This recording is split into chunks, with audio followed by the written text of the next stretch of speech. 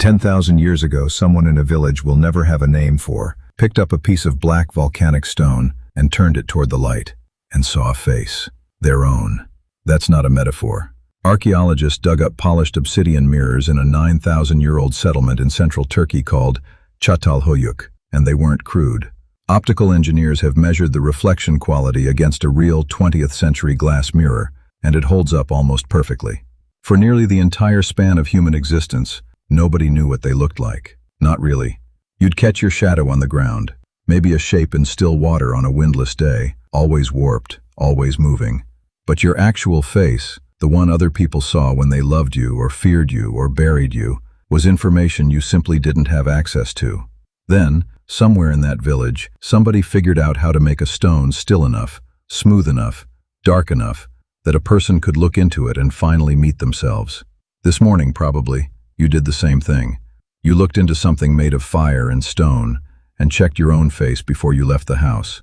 You've just never asked what that object actually is, or what it cost the person who made the first one. So here's the question this whole video is built on. If the first mirror was a geological accident, how did humans end up learning to make glass on purpose? And what did we lose the exact moment we figured out how? Before there was glass, there was obsidian. And obsidian didn't need anyone's help to exist. When a volcano erupts and the lava cools fast enough, the silica inside doesn't have time to form crystals. It just freezes mid-collapse into smooth black glass. Nobody makes obsidian. It gets caught, halfway through becoming something else. Ancient people figured out fast that this stone did something almost nothing else could. Knapped correctly, it forms an edge sharper than surgical steel. Surgeons still use obsidian scalpels today for the finest incisions, the kind where a metal blade leaves too rough a scar. So obsidian became a knife, a spear point, a tool for the practical, blood and survival parts of life. Nobody was thinking about beauty.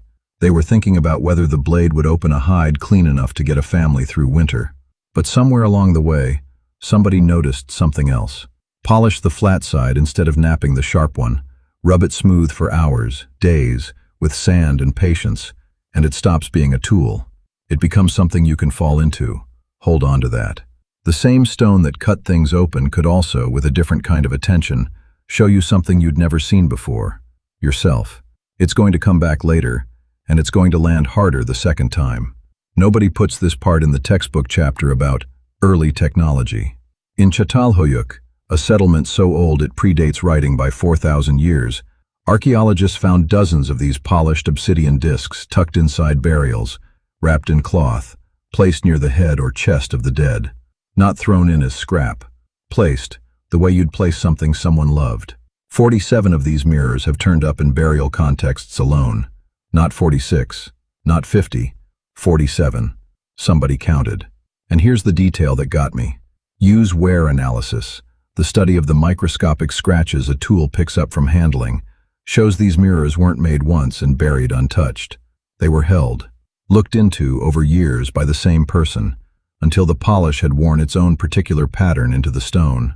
Somewhere in that village there was a person, a mother maybe, or a teenager, or an old man with bad knees who'd outlived most of his friends, who had a private relationship with their own reflection, who checked their face the way you check yours before you answer the door, who maybe didn't love what they saw some mornings, who had, for the first time in the history of our species, the specific and very modern experience of being self-conscious. For hundreds of thousands of years, people built their sense of self entirely from the outside, from what other people told you, from how you were treated, from your standing inside the band. Then, in one village, with one polished black stone, a person got to check that information for themselves, privately, whenever they wanted. We call this early technology. What it actually was, the first time a human being could argue with the mirror. And once a community has had that, there's no going back to not having it. Nobody uninvents the ability to see themselves. Every version that comes after this is just people trying to build a better mirror. The next part of this story isn't a discovery. It's a mistake nobody meant to make. Somewhere around 3,500 BCE, in Mesopotamia or Egypt, historians still argue about which, and that argument tells you something about how quietly this actually happened. Potters were firing kilns hot enough to glaze pottery. Push sand, ash, and certain minerals past a certain temperature, and they don't just coat a pot. They melt into something else entirely. Nobody set out to invent glass. Glass invented itself inside somebody's mistake. The earliest man-made glass wasn't clear. It was small, cloudy, colored by whatever happened to be in the sand, usually a murky blue-green, sometimes almost black. The first glass beads, dug up from graves in Mesopotamia, look almost like cheap costume jewelry. Except they're the oldest deliberately manufactured glass objects on Earth, and somebody was proud enough of one to be buried wearing it. It took a volcano to make the first mirror. It took a kiln accident to make the first glass. Neither one was planned. We didn't invent glass so much as keep walking past the ashes of our own fires, until eventually somebody picked up something strange in the coals and turned it over in the light. That's an old kind of hunger, and it's not about survival. It's the same hunger that makes you turn over a rock on a beach, or search a weird noise your car just started making. It's the hunger to find out what the strange thing in your hand actually is. That hunger is what turned an accident into an industry. For almost 3,000 years after that first accidental bead, glass stayed something only the powerful could touch. Making a glass object before roughly 100 BCE meant core forming, packing sand and mud around a metal rod, dipping it again and again into molten glass, letting it cool, then scraping the core out from the inside by hand. It took days. It took a specialist. The finished piece, usually a small perfume or oil vessel, could cost more than a skilled laborer earned in months. Glass wasn't something you drank from. It was something you were buried with, if you'd been important enough. There's a story that gets repeated constantly about how glass was first made. Phoenician sailors cooking a meal on a beach, resting their pot on blocks of natron instead of stones, and waking up to find rivers of clear glass running into the sand. Roman writers loved it. Most historians today think it's almost certainly made up, the kind of tidy origin story people invent once the real, messier history has already been forgotten. The story survived for 2,000 years anyway, and I think that's because it felt true, not because it was true. Anyone who's ever accidentally discovered something in their own kitchen, a chemical reaction, burnt sugar turning to caramel, candle wax pooling into something strange, recognizes the shape of that story from their own life. We kept telling it because we'd all had our own small version of it. Whoever actually figured out glass was never named. No pharaoh, no priest, no general. Some kiln worker or potter or metalsmith, standing too close to a fire that was hotter than it should have been, on a day that started like every other day. History remembers the myth about the sailors. It forgot the person who actually did it. And then there's the thing they made that we still can't quite explain. The Lycurgus Cup, a Roman cage cup from the 4th century, does something no other surviving ancient glass object does. Light it from the front, and it's jade green. Light it from behind, and it turns ruby red. For centuries, nobody knew why. In 1990, researchers at the British Museum found the answer. The glass contains particles of gold and silver, 50 to 100 nanometers across, too small to see. Those nanoparticles create the color change through the same physics now being explored for medical diagnostics. The Romans were working with nanotechnology 1,600 years before the word existed. Someone, unnamed, unrecorded, held molten glass and precious metal at exactly the right temperature for exactly the right duration, and created something that took modern electron microscopy to understand. They didn't publish a paper. They made a cup, probably for wine. Around 50 BCE in what's now Syria and Lebanon, somebody changed everything with a hollow tube. Glassblowing. Gather molten glass on the end of a rod, blow air into it, inflate a bubble, shape it, spin it, and grow it into a vessel in minutes instead of days. That sounds like a small technical shift. It wasn't. It was the difference between glass as a luxury owned by kings and glass as something an ordinary Roman household could set on its dinner table. Within a generation, glass production across the Roman Empire exploded. Windows started showing up in wealthy homes. Small, greenish panes, imperfect but real. For the first time, you could be inside a room and outside a room at the same time. You could watch weather happen to you without it touching you. Think about what that does to a body that evolved entirely outdoors. For hundreds of thousands of years, shelter meant darkness or smoke, or a doorway you had to physically stand in to see the sky. Now there was a version of shelter that let the light in and kept everything else out.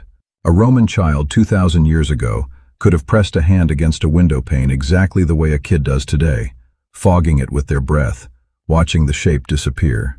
Same species, different window. And then glass went under the ocean.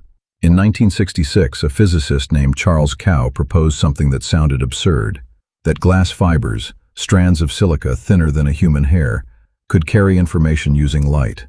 The problem was purity. The glass available at the time lost so much light over distance it was useless. Cow's insight was that the loss wasn't fundamental, it was impurities. Make the glass pure enough, and light could travel through it for kilometers. By 1970, researchers at Corning Glassworks had done it. Today, over 500 million kilometers of optical fiber sit on the ocean floor. More than 95% of all international data, every video, every message, every face you see on a screen that isn't in the room with you, travels through glass threads at the speed of light. The internet is not wireless. The internet is glass. Think about what that means for the mirror. That Roman window let you see the weather without feeling it. The fiber-optic cable lets you see another person's face without being in the same country as them. Your phone screen is a mirror, but it's also a mirror connected to every other mirror on Earth, receiving light that passed through glass at the bottom of the sea to reach you. The transaction hasn't changed. Fire, stone, time. The distance just got longer. Here's where it gets quiet. Go back to that first mirror. The obsidian one buried with someone in Çatalhöyük, worn smooth by years of one person's hands. That person needed fire, stone, and time to see their own face. You need the exact same three things. Your phone screen, the thing you probably check your face in more than any mirror in your house, is glass. Silica. Sand, melted by heat, cooled into something you can see yourself in. The material changed. The chemistry got more precise. The fire got hotter and more controlled. The transaction never did. You're still trading fire and time for the privilege of knowing your own face. We didn't escape the mirror. We just built a faster one. Nobody knows the name of the person who first polished obsidian smooth enough to see their reflection. Nobody knows the name of the potter whose kiln accident made the first glass. Nobody knows who blew the first bubble of molten glass into a bottle 2,000 years ago in Syria. Every object you use today to look at yourself, your phone, your bathroom mirror, the glass in your car, comes down through a chain of people who will never be remembered, doing the same accidental, obsessive thing you do most mornings without thinking about it. The gap between them and you was never about intelligence or tools or time. It's the same species standing in front of the same fire, asking the same unspoken question. Who is this? Is this me? A burial with a mirror in it. 9,000 years, waiting for someone to notice they'd been looking at themselves too. Go back to the question from the start. What did the first person to ever see their own face think they were looking at? We'll never know for sure, but we know they thought it was worth keeping, worth polishing for years, worth being buried with so that whatever came next, they'd still have a way to check. The official story is the invention of glass. Here's what doesn't make the timeline. Glass wasn't invented so we could build windows or wine glasses or telescopes. It was invented, first by accident, and then eventually on purpose, so we could keep doing the one thing every human has needed since the very first polished stone: catch our own reflection, and hold still long enough to actually look. Somewhere in a village with no name, someone spent years polishing a piece of volcanic glass, smooth enough to see themselves in it. Then they died, and someone who loved them wrapped it in cloth and set it against their chest, so that wherever they were going next, they wouldn't have to go without a face. Nobody came back to that grave for 9,000 years. You checked your reflection this morning. Somewhere between your bathroom and your front door, without noticing, you did something a person did before your species even had a word for glass, before it had a word for anything. You'll never know which moment it was, but it happened. It always does.